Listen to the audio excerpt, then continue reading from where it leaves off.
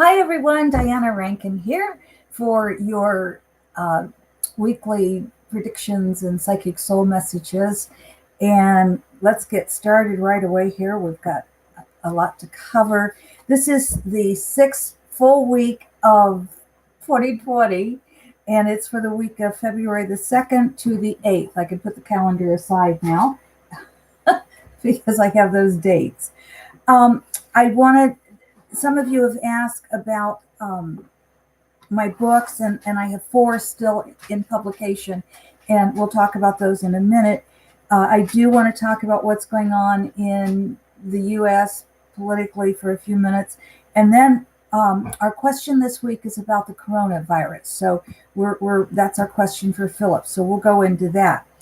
For those of you who come week after week, thank you. Thank you for coming back. I'm so grateful for every one of you viewers. And for those of you who comment, whether we're live or after we go off the air, thank you so much. I do read every comment. I just don't always have the time, and I get so far behind to go back and answer the comments, but I do read them. And in fact, our question this week comes from one of your comments. So we're going to get to that shortly. We'll also get a message this is one of my books, The Master's Book of Answers by Phillip. Phillip is my spirit guide, and it's an oracle book. So each page has a different message on it, and we just kind of open to a page and see what we get. Want to tell you, for those of you who want to connect with your spirit guide or learn animal communication or mediumship, or just to improve your intuition, we do still have some openings for the weekend coming up in March. You might hear Daisy moving around behind me here. She's getting ready to go over and sit down on her bed here in our office and take a little nap. But she was kind of moving behind us and saying, hello, everyone. I don't know that you can see her, though. She's shorter. I'm on a chair. And she's looking for a treat. Believe me, she gets plenty of those. Anyway, if you are interested, you can download a brochure from my website, which is listed below. You can just give me a call and talk to me about it, but we are filling up, so be sure and get your registration in. The other thing I wanted to tell you about, I've got a couple of other books here that we're going to go over quickly. This book is being really helpful to many, many people, I'm hearing. It's 52 ways, one a week, of helping you create joy in your life. And right now, it's kind of a tough time. So this is a helpful book. And for those of you who want to know what happens before life and after death, this is a story. It's a fiction book. It's called The Found Child. And it's about a little child that the main character finds at the end of her lane, but they go on time travel through life and through death and meet somebody, a spirit by the name of Phillip. Imagine that. And if you like Celtic mythology and want a love story and like poetry, because this whole book is written in a poetic form. So it's, if you like Celtic mythology, this is a love story. And it's the story of a woman's healing, actually, from a love that wasn't good for her. And it's the story of how she recaptured herself. And it's weaved around. But it's also the story of their love between her and this fellow. And it weaves many of the Celtic traditions together. Okay, let's get started. I just wanted to tell you before we get into Philip's response to the flu virus. I wanted to tell you that, many of you have hope that our current president won't be in office long. Well, many thought Mueller would be the bombshell, and it didn't work. And then now it's like, well, Bolton's the bombshell. And what I'm telling you is, no, he's not. This is just going to play out the way it's going to play out. Remember, this is a man who's in the top office of the nation of the U.S. And pretty much there you can see Daisy back there. Pretty much, we have wooden floors. You can hear her nails on the floor, even though her nails get clipped. But pretty much the top person in the world in many ways. That's quickly changing. But this is a man who said, I could shoot anybody on Fifth Avenue and get away with it. So Mueller wasn't going to change it, and I don't think Bolton's going to change it either. Uh, the energy right now is really, really volatile, and it's changing. And even when I'm reading privately for my clients, some of the information that's coming through is really, listen, this is pretty well, this is what's going to happen. Other times I'm being really hesitant, and I'm telling the people this is the possibility, because so much is in flux right now. I've never seen energy like this. And it's really rather difficult energy for many of us. So maybe Philip's message to us today will help. But I am going to go ahead and predict that the Democratic nominee will be, unless something changes radically, will be Bernie Sanders, and Trump will be reelected. Again, there are some things that could happen that could change that, but right now, that's where everything is headed.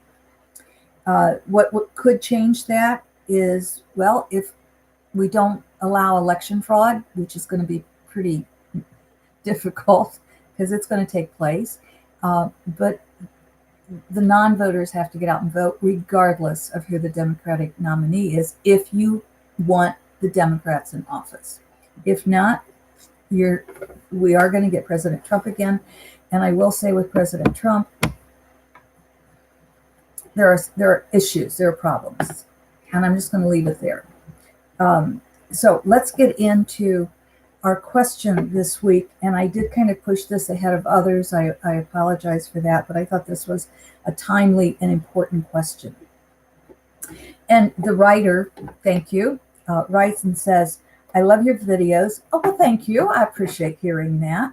But I'm really mystified why, with over 40 million people quarantined and cases popping up all over the world, including the USA, we're not hearing anything at all from the astrologers and psychics about the Wuhan coronavirus. It would be nice to at least hear if it's nothing to worry about.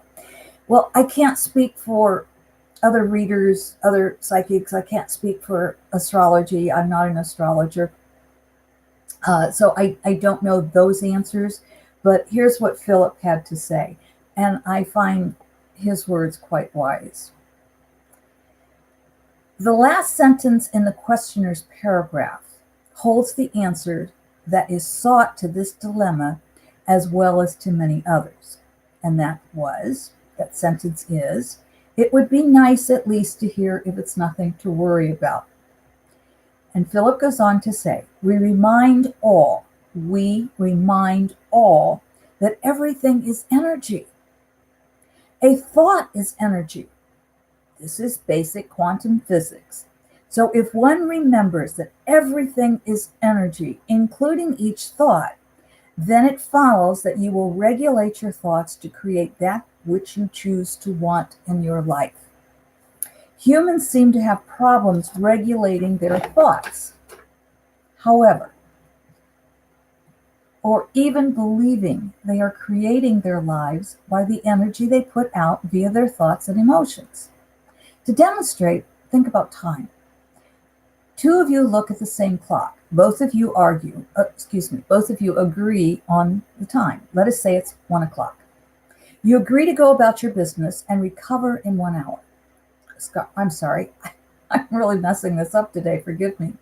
Let's say it's 1 o'clock. You agree to go about your business and reconvene in 1 hour. One of you returns to a toxic work environment where the major emotional response is boredom. To break the boredom, you all go to the coffee room where coworkers are discussing the latest outbreak of an infectious disease. Let's call it the coronavirus. You know, my words coming up now, everything I read was Philip's, but now I'm just going to add my words.